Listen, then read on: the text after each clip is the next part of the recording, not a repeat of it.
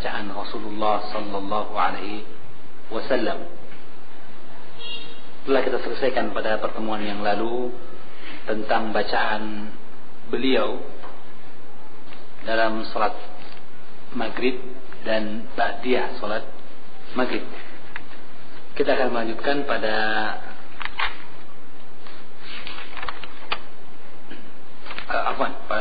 bacaan tentang qabliyah fajar dan salat fajar.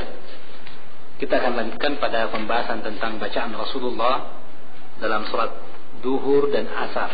Salat duhur dan asar yang seterusnya nanti akan ada pembahasan tentang bacaan dalam salat maghrib dan sunnah maghrib, dan yang tersisa dari pembahasan bacaan Rasulullah sallallahu alaihi wasallam dalam salatnya. Adapun tentang bacaan Rasulullah dalam salat duhur, seperti dalam kitab Sifat Salat Nabi halaman 112 disebutkan dalam hadis yang sahih bahwasanya Rasulullah sallallahu alaihi wasallam biasanya membaca dalam 2 rakaat yang pertama dengan Fatihatul Kitab, surah Al-Fatihah, wa suratain, dan 2 surah. Artinya masing-masing rakaat satu surah. Dan beliau memanjangkan pada rakaat yang pertama apa yang tidak beliau panjangkan pada rakaat yang kedua. Ya, demikian adalah hadis sahih Bukhari Muslim. Jadi intinya bahwa Rasulullah sallallahu alaihi wasallam membaca Al-Fatihah dan surah pada 2 rakaat yang pertama, dan bahwa rakaat yang pertama lebih panjang dari rakaat yang kedua. Dan disebutkan dalam hadis Abu Sa'id Al-Khudri, riwayat Imam Muslim dan Imam Bukhari dalam juz qiraah khalfal imam, bahwa bentuk panjangnya bacaan pada rakaat yang pertama adalah disebutkan oleh Abu Sa'id, kanat salatul zuhri tuqam, adalah salat zuhur ditegakkan, fayadhhabu adh-dhahibu ila al-baqi' fayaqdi hajatahu.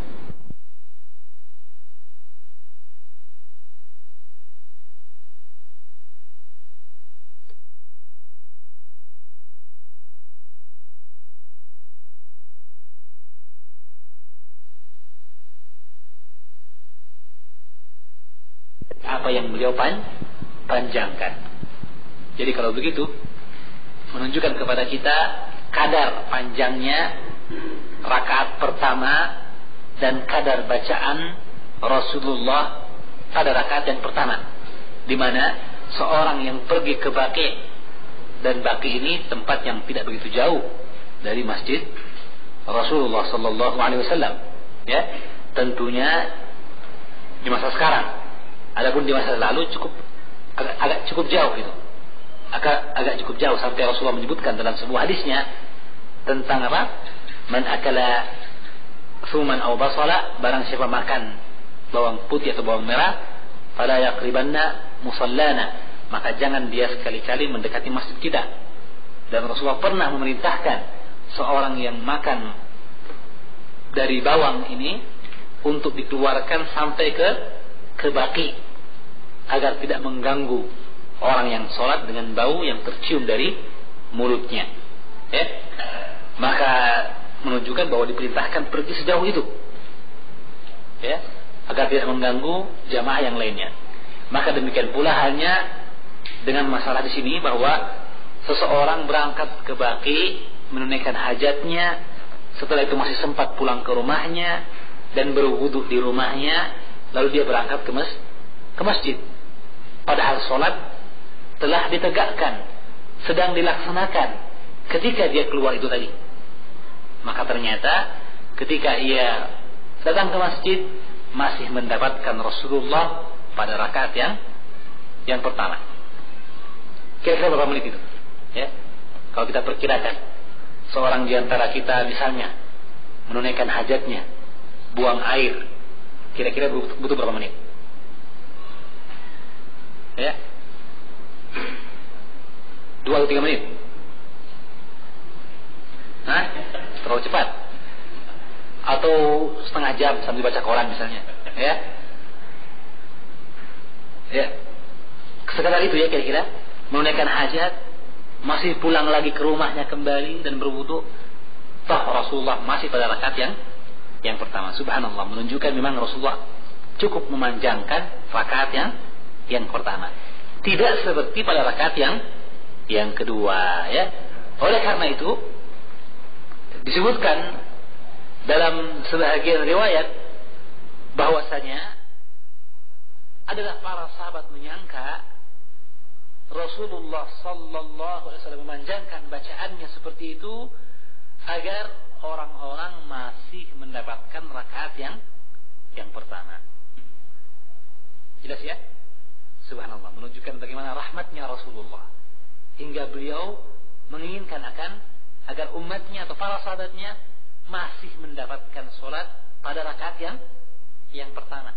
Itu saja, semakin banyak bahagian sholat yang kita dapatkan, semakin utama. Apalagi jika dia di belakang Rasulullah sallallahu alaihi wasallam, imamul muttaqin, pemimpin orang-orang yang bertakwa, ya. Maka keutamaan yang luar biasa. Maka karena itu beliau ingin agar para sahabatnya mendapatkan rakaat yang pertama bersama beliau sallallahu alaihi wasallam. Ya, subhanallah.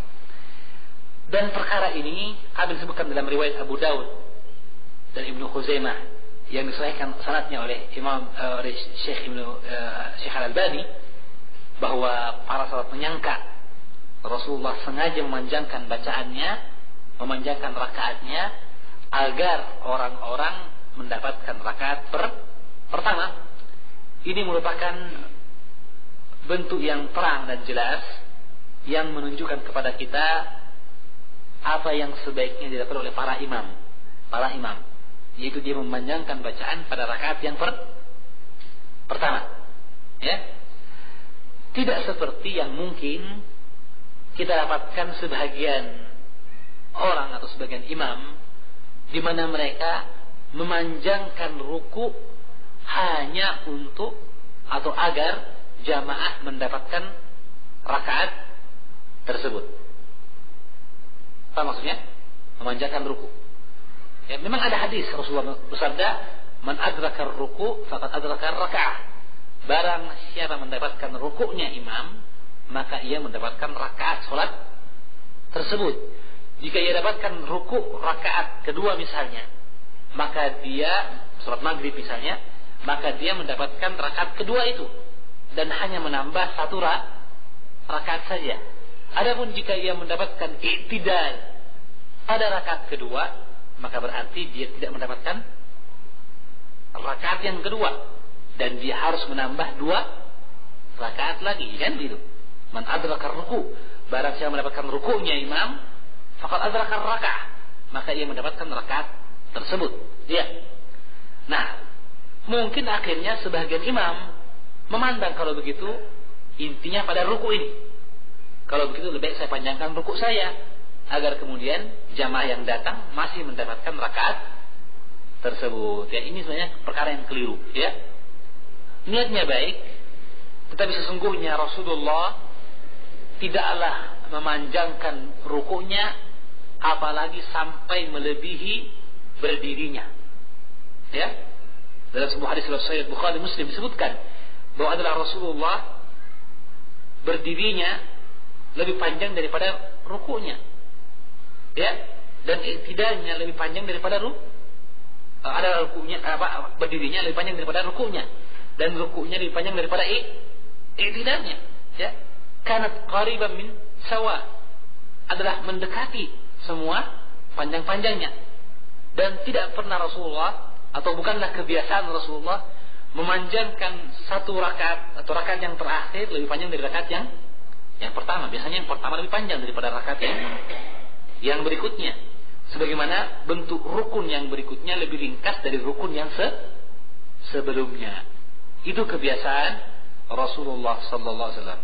Oleh karena itu, jika misalnya seorang imam ingin agar jamaah tetap mendapatkan rakaat yang pertama, atau keutamaan rakaat, maka dia memanjangkan pada bacaannya. Memanjangkan pada bacaannya, bukan pada rukuknya. Ya.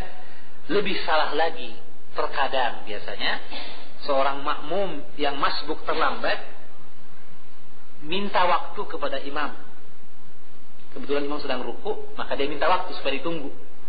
Misalnya baru parkir motor, ya, atau baru berwudu, maka dia maksudnya apa? Ada orang mau masuk, ya, sehingga imam ruku terus menunggu dia, ya, karena dia masih parkir motor atau masih berwudu, ya. Maka ini lebih salah lagi, ya. Kalaulah kita ingin menunggu imam, atau ingin kalau imam ingin menunggu jamaah, atau jamaah ingin mendapatkan bagian dari rakaat yang pertama, maka tempatnya adalah dengan imam memanjangkan bacaan. Tentu saja yang dipanjangkan adalah pada rakaat yang pertama, seperti dalam hadis ini, ya, adalah Rasulullah memanjangkan pada rakaat pertama apa yang tidak beliau panjangkan pada rakaat yang kedua. Jelas ya? Jadi kalau begitu ini perlu dijaga. Mungkin kita niatnya benar, tapi caranya salah. Ingin mendapatkan rakaat, tapi dengan cara yang menyelisih tuntunan Rasulullah Sallallahu Alaihi Wasallam. Al-Hafidh Ibnu Hajar Al-Asqalani rahimahullah taala dalam kitabnya Fathul Bari Sahih Bukhari menjelaskan bahwa tidak ada riwayat sama sekali bahwa Rasulullah memanjangkan rukuknya untuk menunggu datangnya jamaah. Enggak ada. Memanjangkan ruku hanya untuk menunggu jamaah, tidak. Yang ada adalah beliau memperpanjang bacaannya agar jamaah mendapatkan rakaat yang pertama. Ya, meskipun tentunya akhirnya boleh jadi masbuk tadi, jamaah yang terlambat ketika masuk rakaat pertama hanya mendapatkan ruku rakaat pertama, itu tidak jadi masalah. Tapi inti yang dipanjangkan adalah pada bacaannya, ya. Kemudian disebutkan pula bahwa adalah rakaat Rasulullah, adalah bacaan Rasulullah. Beliau membaca dalam hadis riwayat Ahmad dan Muslim, membaca pada rakaat pada dua rakaat yang pertama qadar 30 ayat, sepanjang 30 ayat. Qadra qira'at alif lam mim tanzil as-sajdah wa fiha al-fatihah, yaitu sepanjang bacaan alif lam mim tanzil surat sajdah, ya, yang di dalamnya juga ada al-fatihah, termasuk surah al-fatihah. Itu panjang bacaan Rasulullah pada rakaat yang pertama atau pada dua rakaat yang pertama. Dalam hadis Abu Sa'id Al-Khudri disebutkan, kunna nahruzu qiyama Rasulillah, adalah kami menghitung, mengira-ngirakan kadar berdirinya Rasulullah pada salat zuhur dan asar. Maka kami menghitung berdirinya beliau pada dua rakaat yang pertama salat zuhur adalah kadar bacaan alif lam mim tanzil sajdah,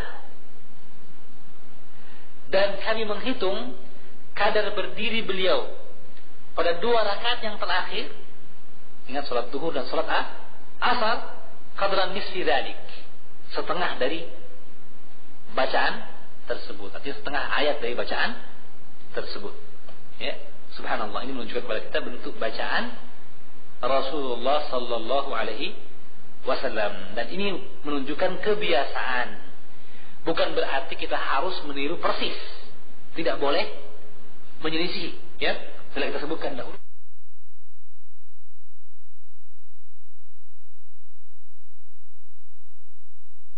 menyelisih, ya.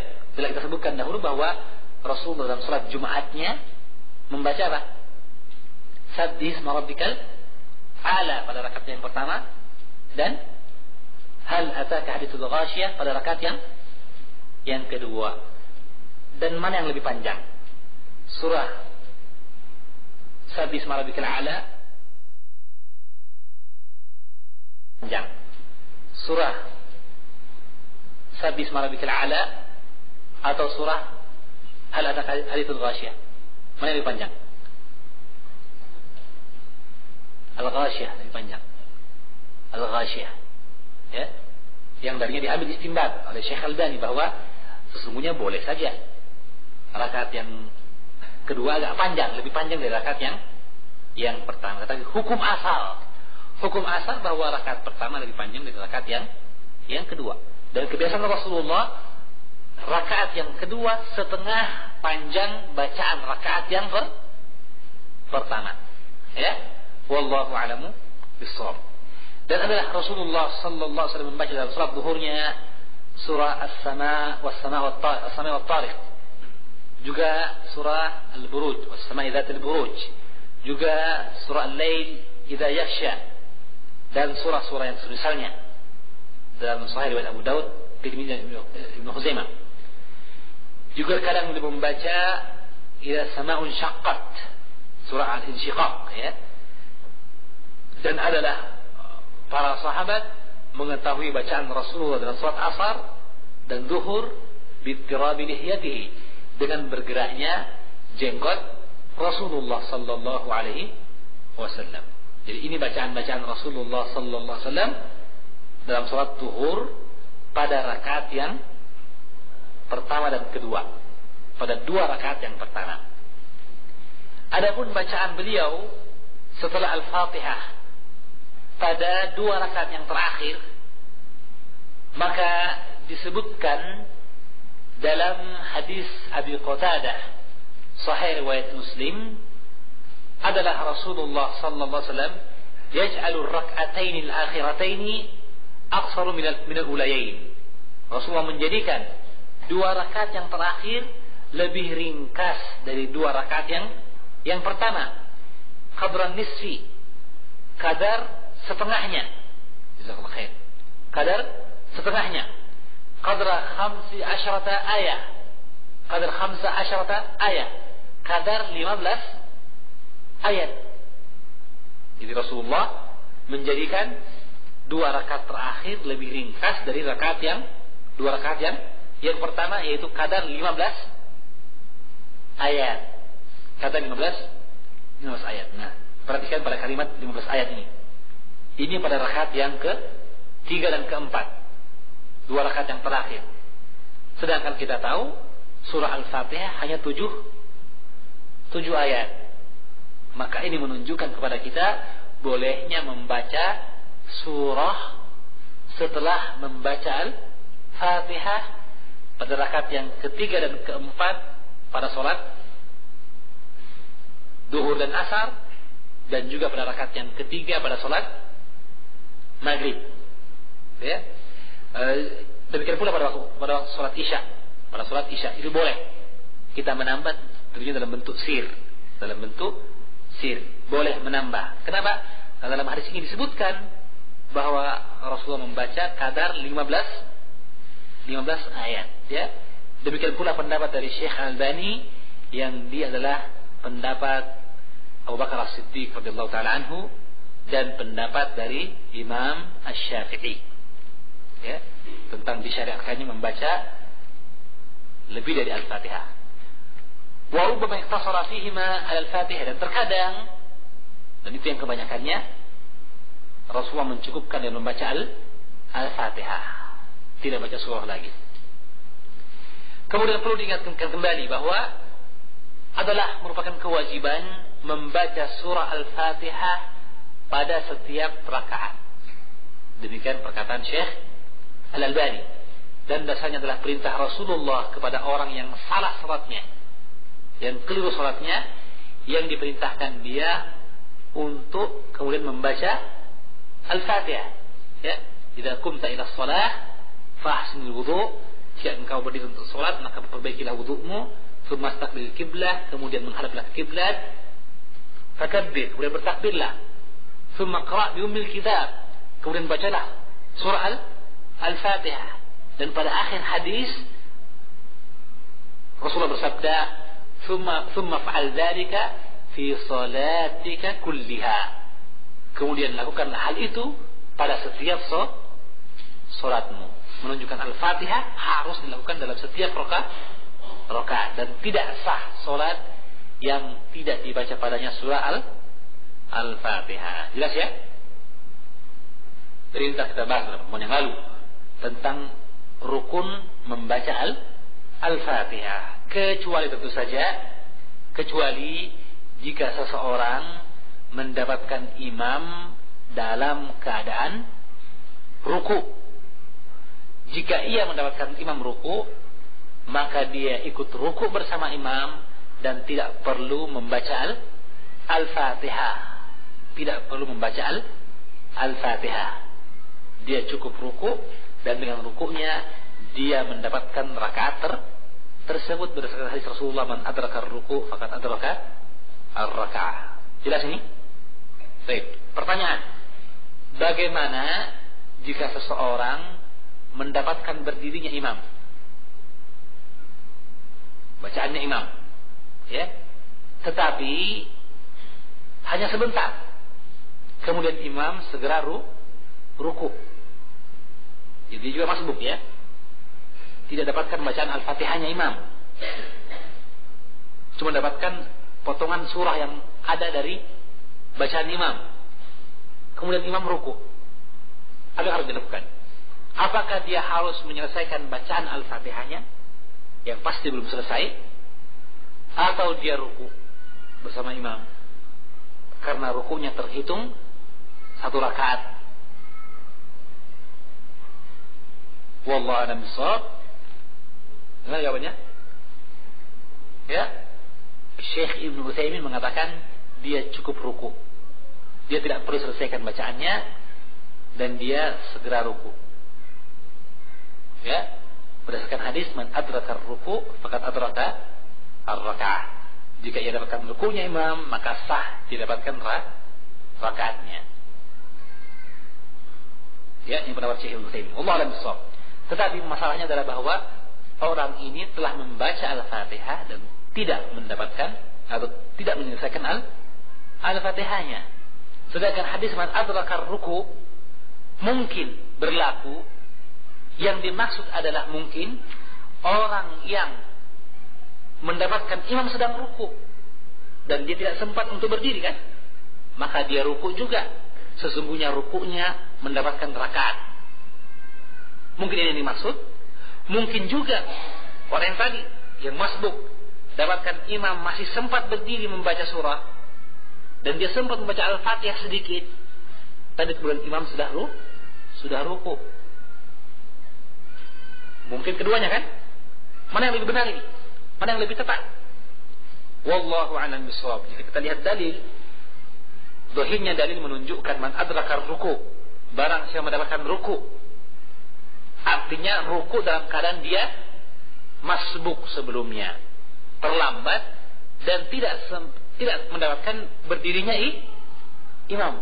Itu yang zahir, ya, sehingga meskipun dia tidak membaca Al-Fatihah, sah rakaatnya, karena yang tidak ada waktu bagi dia untuk membaca Al-Fatihah. Tidak ada waktu. Sekarang imam sudah ruku, maka dia ruku. Selama dia masih sempurna ruku, ketika imam masih ruku, maka sah rakaatnya. Adapun jika dia mendapatkan imam ruku, ketika dia turun ruku, imam sudah berdiri, dia baru mau apa? Allahu Akbar, takbiratul ihram, baru mau turun ruku, imam sudah berdiri. Dapatkah dia rakaat? Dapatkah orang ini rakaat? Tidak. Kenapa? Karena tidak dapatkan rukunya imam. Yang ia dapatkan berdirinya imam, iktidalnya imam, ya. Hadisnya mengatakan man adraka ruku, barang siapa mendapatkan ruku. Kalau begitu dia tidak mendapatkan ruku. Kenapa? Karena ketika dia bergerak ruku, imam telah berdiri. Adapun jika dia bergerak ruku dan ruku, imam masih ruku meskipun 1 detik, meskipun saat, dan dia sempat ruku, maka dia termasuk dengan hadis ini, mendapatkan rukunya imam. Ya, sekali ini jelas. Nah, adapun yang tadi, orang yang berdiri dan imam masih membaca surah, sehingga dia masih sempat membaca Al-Fatihah karena rukun dan wajib, tapi belum selesai, kemudian imam sudah ruku, maka wallahu a'lam bishawab, keterangan dalil menunjukkan bahwa hendaknya dia menyelesaikan bacaan Al-Fatihahnya. Sebab kalau tidak, kalau dikatakan tidak perlu selesai, ikut rukuk saja, ya, apa bedanya dia dengan orang yang berdiri bersama imam sejak awal, tapi tidak baca Al-Fatihah, namun dapatkan rukunya imam? Kan ia juga mendapatkan ruku. Tidak. Saya ulangi sekali lagi. Jadi sekarang, adapun jika seseorang sekarang makmum, imam masih berdiri, dia mendapatkan imam membaca misalnya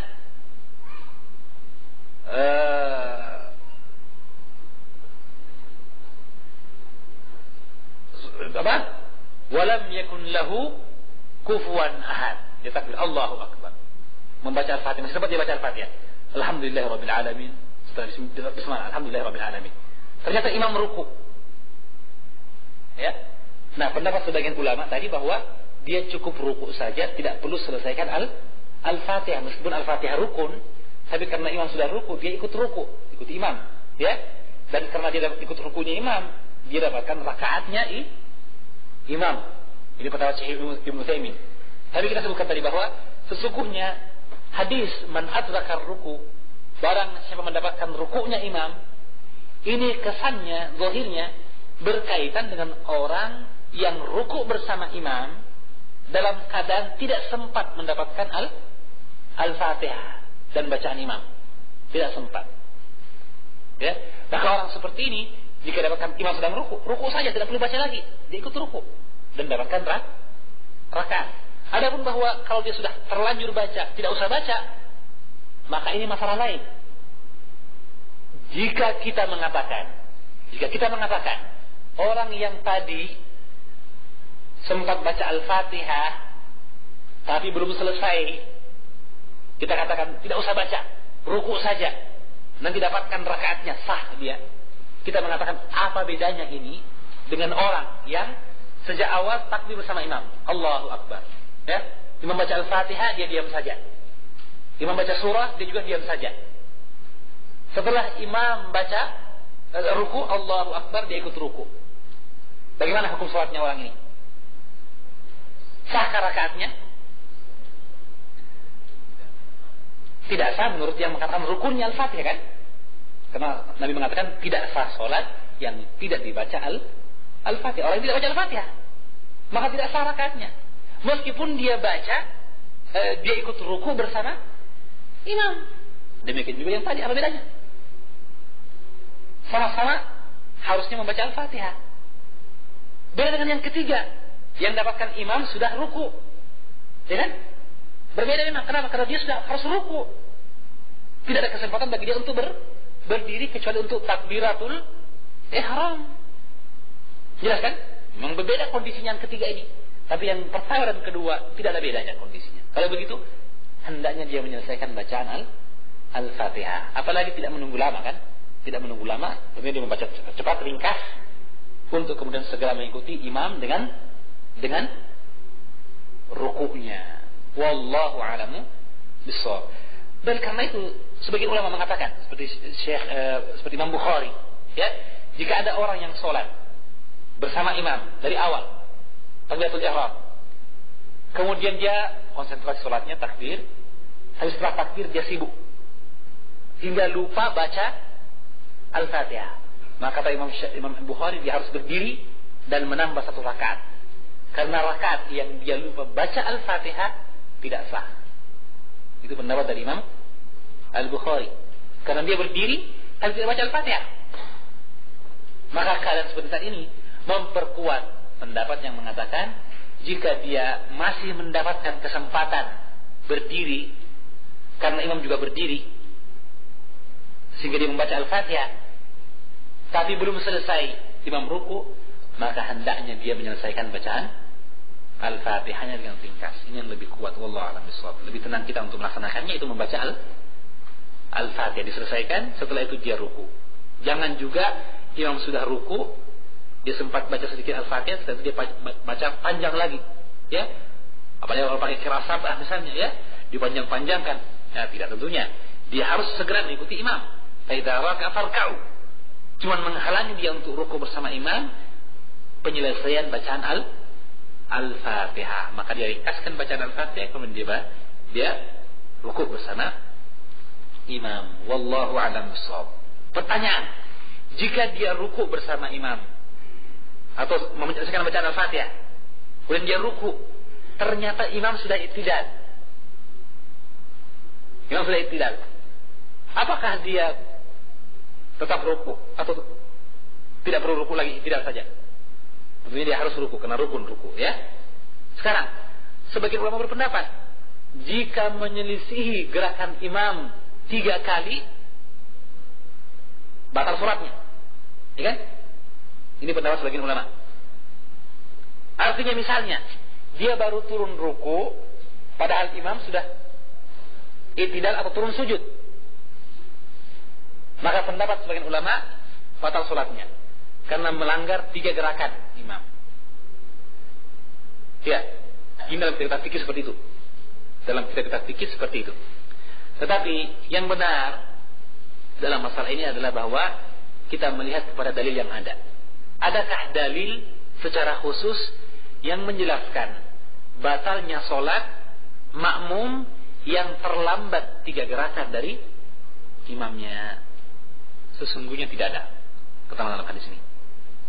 Maka kalau begitu, yang benar sholatnya sah. Tetapi terjadi dosa manakala dia mengakhirkan, melambatkan dalam gerakannya dan tidak bersegera mengikuti imam.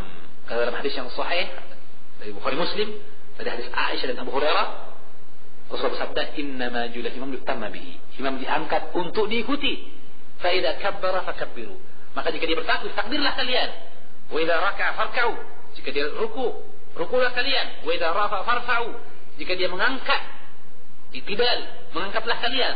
Dalam riwayat yang lain, fa idza qala sami'a Allahu liman hamidah faqulu rabbana walakal hamd.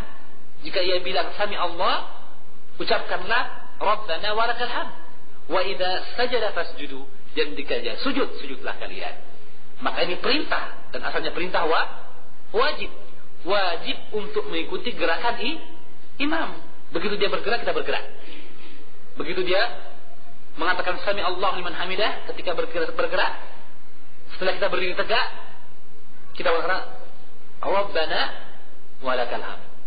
Itu hukumnya wajib berdasarkan perintah Rasulullah sallallahu alaihi wasallam. Maka jika ditinggalkan, berdosa. Tetapi untuk mengatakan batalnya sholat, butuh keterangan tambahan, butuh dalil yang tegas. Karena itu Syekh Masyhur Hasan Salman dalam kitabnya Qaulul Mubin fi Akhbaril Musallin menjelaskan, sesungguhnya tidak ada dalil dari pendapat sebagian fuqaha, sebagian ulama fikih yang mengatakan terlambat 3 gerakan dari imam membatalkan sholat, atau bergerak 3 kali berturut-turut menyelisih imam membatalkan sholat. Tidak ada dalil tentang hal ini.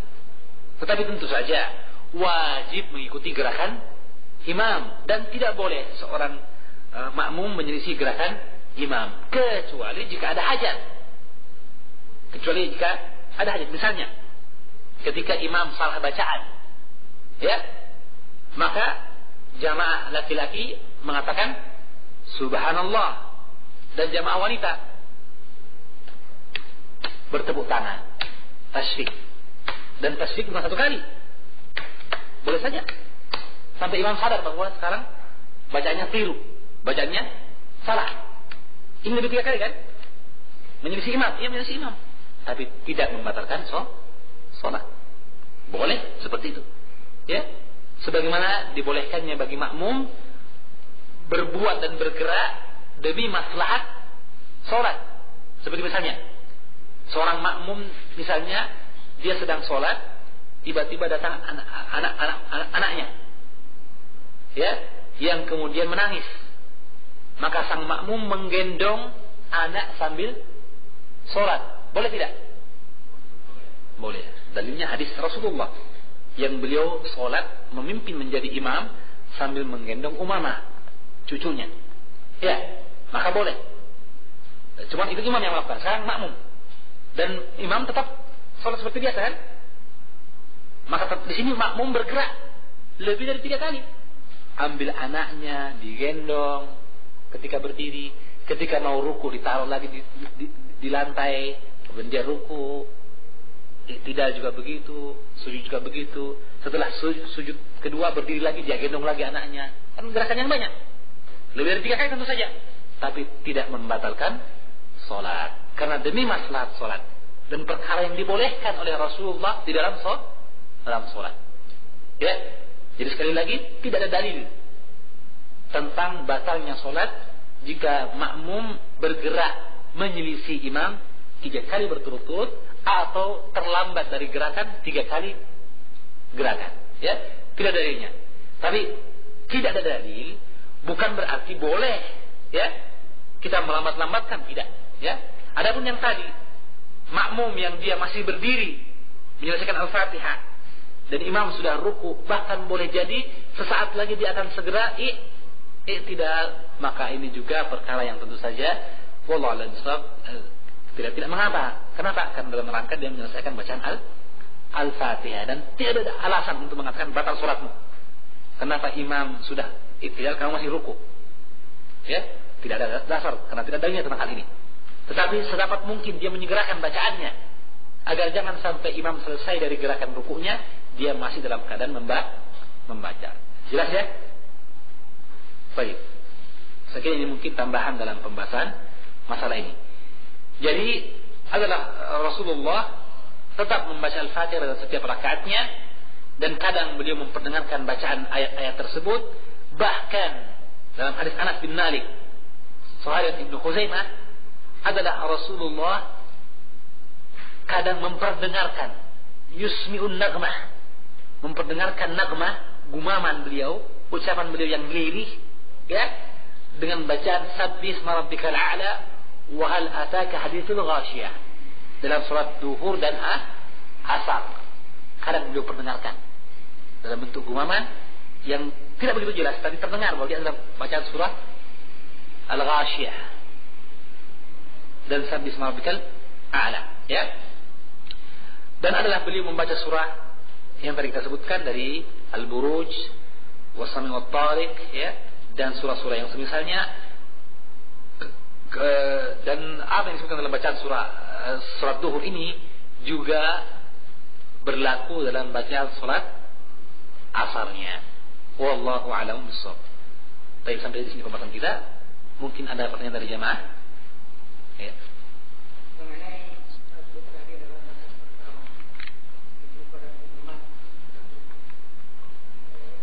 Hadis yang mengatakan man adrakar ruku, namanya gitu Pak. Man adrakar ruku faqad adrakar raka'ah. Barang siapa mendapatkan ruku, kata adrakarnya mendapatkan, adrakar. Man adrakar ruku, barang siapa mendapatkan ruku faqad adrakar raka'ah, maka ia telah mendapatkan rakaatnya. Ya, rakaat. Man adrakar ruku faqad adrakar raka'ah. Ar-raka'ah ini pakai alif lam yang dalam bahasa Inggrisnya sama dengan the, yang artinya bahwa dia menunjukkan al-ahad, sesuatu yang tertentu. Barang siapa mendapatkan ruku, maka ia mendapatkan rakaat. Rakaat tanda kutip yaitu rakaat tertentu. Apa maksudnya? Rakaat yang ia dapatkan rukunya tadi. Jadi al-ahdi namanya. Alif lam ahdiyah yang menunjukkan bukan rakaat sembarang, tapi rakaat yang sedang dia lakukan tadi rukunya. Itu maksudnya Pak. Ya, hadisnya Ashabus Sunan. Dan hadis ini disahihkan oleh Syekh Al-Albani dalam Irwaul Qalil. Bahkan Syekh Al-Albani mengumpulkan adanya riwayat-riwayat dari para sahabat yang mereka beramal sesuai dengan hadis ini. Betul kata Bapak tadi bahwa sebagian ulama berpendapat orang yang dapatkan imam sedang ruku harus menambah satu lagi. Jadi pendapat sebagian ulama.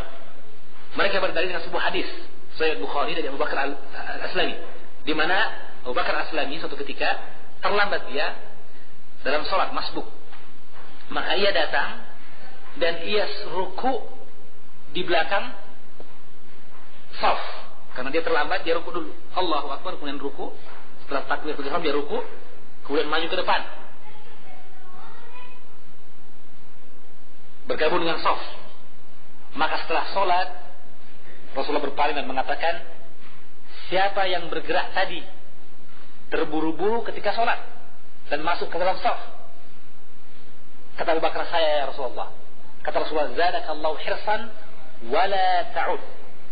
Semoga Allah menambahkan kepadamu semangat dan jangan diulang.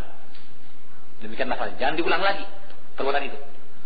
Ada khilaf di antara para ulama tentang kalimat ini. Apakah dia wala ta'ud, jangan diulang, artinya boleh sah saja sholatmu, tapi jangan diulang lagi, atau kalimatnya zadakallahu hirsan wala tu'id, semoga Allah menambah semangatmu, tapi jangan dihitung rakaat, tambah lagi 1 rakaat, wala tu'id, jangan dianggap itu rakaat, ya, rakaat tersebut yang kau ruku tadi di belakang shaf tadi, jangan dihitung sebagai rakaat. Ada khilaf di antara para ulama tentang maksud hadis ini, ya, apakah tergantung dari perbedaan harakatnya. Dan ini mungkin terjadi, kenapa? Karena zaman dahulu bahasa Arab belum ada harakatnya, belum ada, ya kan? Nanti pada zaman tabi'i Al-Quran diberikan harakat, apalagi hadis. Adapun hurufnya sama saja, ta'ud, ta, ain, dal. Bacanya apakah dia ta'ud atau tu'i? Belum tahu kita, karena belum ada harakatnya. Harakatnya nanti belakangan baru dibuat oleh para tabi'in, ya. Karena itu terjadi perselisihan antara para ulama, apakah maksudnya wala ta'ud wala tu'i. Masing-masing ada mazhabnya. Namun yang kuat dari pendapat adalah wala ta'ud, jangan diulang lagi. Jangan diulang lagi. Bukan jangan dianggap sholatnya. Karena terbukti Abu Bakar tidak mengulang rakaatnya, tidak menambah rakaat, tidak. Dia diam saja. Menunjukkan jadi masalah jangan mengulang, jangan diulang lagi perbuatan itu. Itu yang benar. Wala ta'ud. Nah, pertanyaan sekarang, jangan diulang yang mana? Jangan diulang rukuknya tadi, atau jangan diulang sholatnya di belakang shaf, atau jangan diulang terburu-burunya. Khilaf lagi antara para ulama. Yang paling kuat dari pendapat para ulama adalah jangan diulang terburu-burunya. Karena Abu Bakar karena saking takutnya ketinggalan rakaat, dia takbir di luar, kemudian berjalan cepat masuk ke rakaat. Kenapa kita bilang bahwa yang dilarang adalah jangan diulang adalah terburu-burunya? Karena hadis yang tadi yang mengatakan man adraka ruku faqad adraka ar-rakaah. Ada keterangan yang menunjukkan orang yang dapatkan rukunya imam masih dapatkan rakaatnya. Ini hadisnya sahih. Ya, ditambah lagi ternyata hadis ini diamalkan oleh 6 sahabat. Ini disebutkan oleh Syekh Al-Albani dalam Irwaul Ghalil. Di antaranya adalah Abu Bakar As-Siddiq radhiyallahu taala anhu. Di antaranya adalah Abdullah bin Mas'ud. Di mana ketika dia datang ke masjid mendapatkan imam sedang ruku, maka Abu Bakar As-Siddiq kemudian ruku, takbir ihram, kemudian ruku dan berjalan ke dalam shaf dan tidak menambah rakaatnya. Kemudian Abdullah bin Mas'ud datang bersama seorang pemuda mendapatkan imam sedang ruku, maka mereka berdua ikut takbiratul ihram kemudian ruku bersama imam. Maka setelah imam salam, maka sang pemuda berdiri mau nambah rakaat karena dianggap belum dapat tadi. Maka ditarik tangannya oleh Abdullah bin Mas'ud, suruh duduk dan mengatakan qad adrakta, kamu sudah dapat rakaatnya. Jadi Ibnu Mas'ud tidak tambah berdiri lagi, tidak. Padahal didapatkan imam sedang ruku.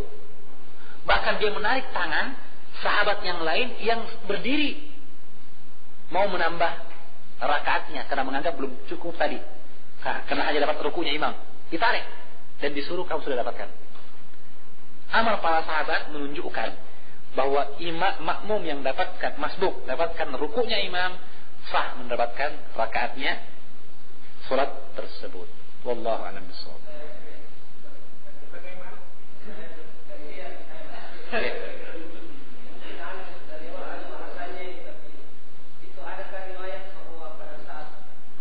Betul. Iya. Ya, ada Pak. Belum sampai sebenarnya Pak, tapi ada. Yang kedua ini yang mana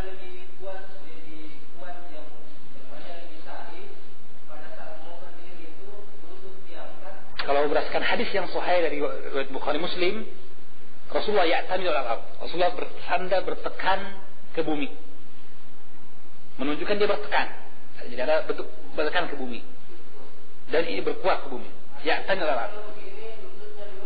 Ya, berarti lututnya yang duluan terangkat. Lututnya yang duluan terangkat. Baru kemudian tangannya. Sebagian ulama mengatakan ini hanya untuk orang tua saja. Karena dari itu pendapat dari Imam Syafi'i. Karena mengatakan bahwa Anas bin Abdullah bin Mas'ud, Ibnu Umar, ya, menyebutkan sifat salat Nabi ini. Tapi yang benar bahwa tidak ada kaitannya dengan tua mudanya. Karena terbukti Malik bin Huwairis, sahabat Nabi, menceritakan, mempraktekkan salat Nabi di hadapan 10 sahabat. Dan dalam prakteknya itu dia bertekan seperti itu. Dan sahabat tidak protes. Yang hadir mereka saling murojaah, saling diskusi. Bagaimana sih salat Nabi dulu itu? Maka Malik bin Huwairis mengatakan, kalau begitu saya akan salat. Saya akan contohkan salatnya Rasulullah. Maka ketika akan berdiri, karena ya'tamil al-ard, maka beliau bertekan ke bumi dengan tangannya, kemudian berdiri. Maka di sini 10 orang sahabat yang hadir tidak protes dan tidak bilang, itu kan untuk kalau orang sudah tua. Tidak bilang begitu. Menunjukkan bahwa ini sunnah. Tentu saja boleh saja jika seseorang kemudian bangkit dengan tanpa perlu bertekan. Wallahu a'lam bishawab, ya. Tetapi bahwa kalau kita lihat sunnah Rasulullah, maka bertekan adalah perkara yang sah dari hadis Rasulullah sallallahu alaihi wasallam.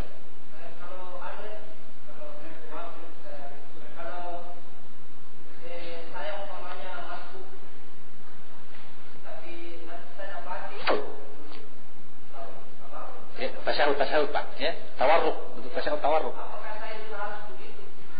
Iya, kita ikuti gerakan imam. Asalnya kita ikuti gerakan imam. Dalam hadis Abu Dzar, Rasul mengatakan, "Ma adraktum imam fasna'u." Apa yang kamu dapatkan imam sedang berbuat, lakukan seperti perbuatan imam. Dan apa yang luput dari kalian, sempurnakan. Wa ma fatakum fa'timmu. Dan apa yang kurang, tambahkan rakaatnya. Tadi apa yang kita dapatkan imam, lakukan, kita lakukan. Asalnya begitu. Yang terakhir mungkin Pak. Kalau tidak salah kita berkesimpulan bahwa setiap rakaat baca Al-Fatihah. Sekarang mengenai sekali dari Bapak ini tentang kemarin kita rojihkan. Sama pertanyaannya ini. Saya biasa kerja, sering saya lihat ada yang kadang dia dapat Sama bentuknya ya, cuma bentuknya beda. Bentuknya beda. Karena yang sana dapatkan imam sudah ruku, maka dia ikut ruku. Tapi karena daripada dihantui, lebih dia tambah saja 1 kali. Ya, karena bukankah yang wajib setiap rakaat tidak sah tanpa Al-Fatihah. Adapun yang tadi ini dia sempat baca Al-Fatihah, tapi karena tidak selesai, dia ikut ruku sama imam. Kemudian karena sama tadi, khawatir jangan mana yang lebih bagus, lebih aman. Maka bicara lebih aman, tentunya kita lihat kepada hukum syariat. Karena aman adalah aman secara syar'i. Ya. Aman secara syariat. Kalau aman secara akal, ya, dalam hal perbandingan tentu saja lebih aman kita tambah dulu. Hilang keraguan, tertunai kewajiban. Itu setiap rakaat dibaca Al-Fatihah di dalam, ya kan? Cuman masalahnya adalah sekarang ada syariat, ada hadis yang membatasi kita. Yang jika kita tambah dan menaikkan 1 rakaat lagi, berarti kita buang dan kita lemahkan hadis man adraka rakaat rukuk bukan adraka rakaat. Kita berarti buang dia.